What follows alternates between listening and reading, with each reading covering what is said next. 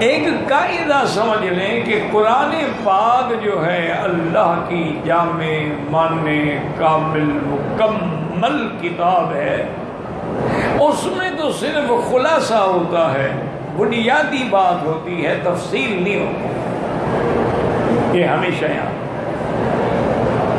اللہ نے ہمیں حکم دیا اذا قمتم من الصلاة فاغسلوا وجوہکم وایدیکم الى المرافق وامسحوا برؤوسکم، تو یہ جو حکم ہے تفصیل اس کی کہاں سے ملے گی؟ حضور کے عمل سے۔ اللہ تبارک و تعالیٰ نے قرآن میں حکم دیا نماز قائم کرو، کیسے کریں؟ تفصیل حضور کے عمل سے ملے۔ اللہ نے حکم دیا زکوٰۃ ادا کریں، بھی زکوٰۃ کا نصاب کیا ہے، سونا ہو تو کیا ہے، چاندی ہو تو کیا ہے، نقد ہو تو کیا ہے، مال مویشی ہو، بکریاں ہیں، اونٹ ہیں، تو ان کا کیا ہے، یہ کون بتلائیں گے؟ حضرت محمد مصطفیٰ۔ تو تفاصیل جو ہے نا جی وہ ہمیں حدیث پاک میں۔ اب قرآن نے بھی اتنا بدلا دیا ہے، انہوں نے بھی تدبیر کی کہ آپ کو ہم قید کریں یا قتل کریں یا نکالیں، اللہ نے بھی تدبیر کی۔ اللہ سے بہتر تدبیر کرنے والا کون ہے؟ باقی جو واقعات ہم نے پڑھے ہیں ان کے اندر تقدیم تاخیر ہوتی ہے، یہ قاعدہ ہے، فطری بات ہے کہ جس صحابی نے جو بات جیسے سنی نقل کر دی۔ اچھا، کسی نے ایک حصہ سنا دوسرا نہیں سنا، کسی نے آخری باتیں سنی پہلی نہیں سنی۔ ضروری تو نہیں ہے کہ سارے صحابہ اکٹھے بیٹھے ہوں، تو اس لیے ہمیشہ تقدیم تاخیر ہوتی ہے۔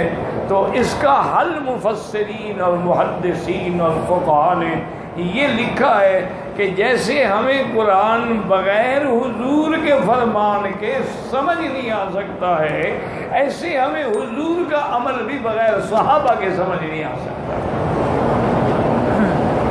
کہ حضور کو وضو کرتے ہوئے کس نے دیکھا؟ صحابہ نے۔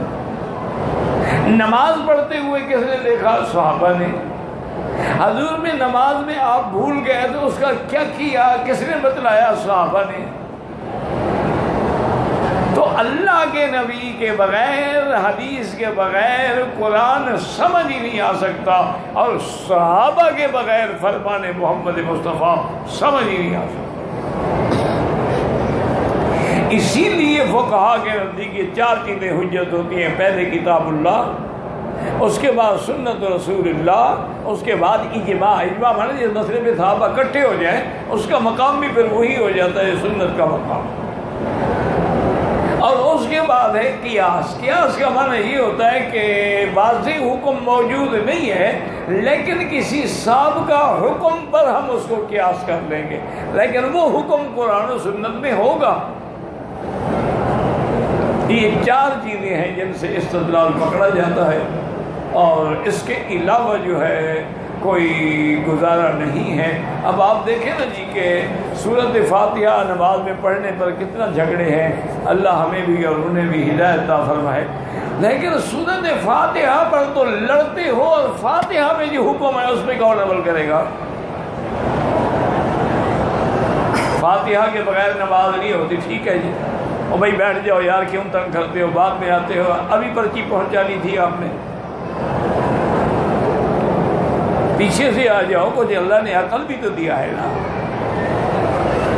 بھائی۔ اب یہ ایک الگ مسئلہ ہے کہ فاتحہ کے بغیر نماز ہوتی ہے یا نہیں ہوتی ہے۔ حنفی مسلک میں مقتدی کو فاتحہ پڑھنے کی ضرورت نہیں ہے، اور شافعی مسلک میں ضروری ہے۔ حنابلہ کے نزدیک اگر نماز جہری ہے تو نہ پڑھے، اگر سری ہے تو پڑھے، وہ ایک الگ مسئلہ ہے، اللہ ان سب پہ کروڑوں رحمتیں فرمائے۔ لیکن فاتحہ پر تو لڑتے ہو، فاتحہ ہی میں تو تقلید کا حکم ہے کہ اہدنا الصراط المستقیم، اللہ ہمیں سیدھے راستے کی ہدایت فرما، اور سیدھا راستہ کون سا ہے؟ صراط الذین انعمت علیہم، جن پہ تو نے انعام فرمایا ہے، نہ وہ جن پہ تیرا غضب ہے یا جن کو تم نے گمراہ کیا ہے۔ اچھا، جن پہ انعام فرمایا وہ کون ہے؟ اولئک الذین انعم اللہ علیہم من النبیین والصدیقین والشہداء والصالحین وحسن اولئک۔ تو ان کے بغیر تو نماز ہی نہیں ہوتی، صراط مستقیم مل ہی نہیں سکتا۔ سب سے پہلے انبیاء، پھر صدیقین، پھر شہداء، پھر صالحین۔ اسی لیے علماء نے یعنی یہ لازم رکھا ہے کہ آدمی کا گزارا جو ہے بغیر ائمہ اربعہ کے نہیں ہو سکتا۔ اللہ ان کی قبروں پہ کروڑوں رحمتیں فرمائے کہ انہوں نے دین کو مرتب کر کے مدون کر کے، یوں سمجھ لیں کہ پھول کھلے ہوئے ہیں لیکن مالی پھول لے کے گلدستہ بنا کے گھر والوں کو پیش کرتا ہے۔ وہ جو مسائل احادیث میں منتشر تھے اور ان سے کیا کیا مسئلہ نکلتا تھا، ان کو فقہا نے جمع کر کے گلدستہ بنا دیا اور کتابیں لکھ دی کہ یہ کتاب الطہارہ ہے، یہ کتاب الصلاۃ ہے، یہ کتاب الزکوٰۃ ہے، یہ کتاب البیوع ہے۔ اب جو مسئلہ دیکھ رہے ہیں ہم 1 منٹ میں دیکھ لیں گے۔ اس لیے کسی سے بغض نہ رکھا کریں، خاص طور پہ ائمہ اربعہ سے اور خاص طور پہ اولیاء اللہ سے۔ اگر ان کے بارے میں دل میں بغض آ گیا تو پھر آدمی کا خاتمہ خیر پہ نہیں۔ اولیاء اللہ کی صحبت سے بات جو ہے نا وہ سمجھ آتی ہے، دل میں انشراح پیدا ہوتا اور پھر آدمی کو اس عمل میں دل لگتا ہے۔ اسی لیے سیدنا ابو بکر رضی اللہ تعالی عنہ کو جو اللہ نے موقع دیا تھا، اس لیے حضرت عمر کہا کرتے تھے نا کہ اگر حضرت علی مجھے 1 دن اور 1 رات دے دیں تو میرے سارے عمل لے لیں۔ انہوں نے پوچھا کہ حضرت کون سی رات؟ فرمایا وہ غار والی رات جو ہے نا، اگر اس کا ثواب مجھے دے دیں، اور دن وہ ہے کہ جب لوگوں نے زکوٰۃ کا انکار کیا اور وہ تلوار لے کے کھڑا ہو گیا جہاد کے لیے، یہ 1 دن اور رات میں مجھ سے سارے اعمال لے لیں۔ تو یہ مقام تھا، صحبت کا اثر تھا۔ تو اس لیے ہمیشہ یاد رکھیں کہ یہ ایک لڑی ہے، ایک لڑی سے لڑی، جیسے دیکھیں نا ایک تسبیح میں دانے ہیں، اگر ایک جگہ دھاگا ٹوٹ جائے دانے بکھر جائیں گے۔